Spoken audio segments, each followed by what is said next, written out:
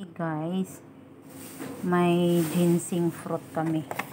Ginseng, ayan o, ginseng fruit. O, Korean fruit. Korean fruits daw to sa Korean. Mahal siya pero ayaw ni amo ko. Doon na meron akong dalawa. 4 lang nakain nila. Sa amin ang 5. O, di talo sila. Ayan o. Mukha siyang kuan, kamatis na mukhang kamatis na mukhang bulasa. Saka kala nga kay kakaiba daw yung lasa ano ko muna, balatan ko muna. Ayan na guys, o nahiwa ko na. Yung amoy niya, amoy melon. Alam niyo yun? Tikman natin.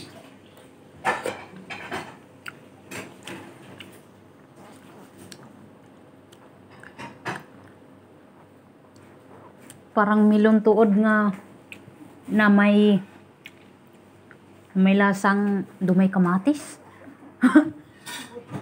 Pero hindi, matamis naman siya.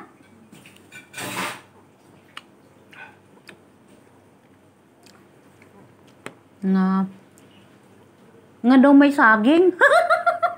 So weird.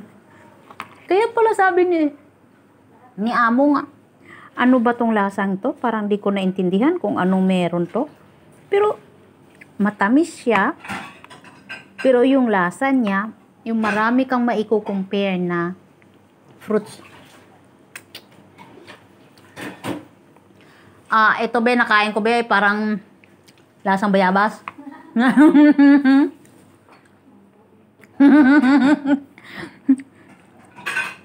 Parang yung amoy niya parang amoy bayabas, pero yung texture niya amoy melon.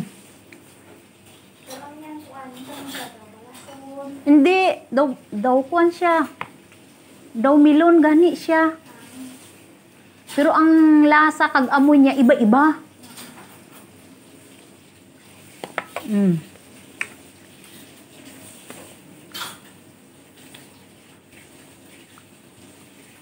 Matamis siya, pero yung makain, alam mo yung melon sa atin na ginagawang juice, ganun yung lasa niya, tsaka ganyan may amoy niya.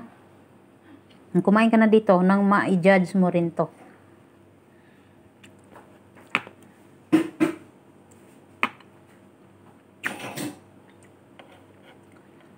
Pero habang kinakagat mo siya, yeah, ma'am.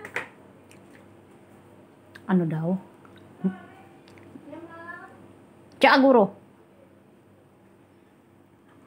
Ayan. Sige na guys, tama na guys. Bye.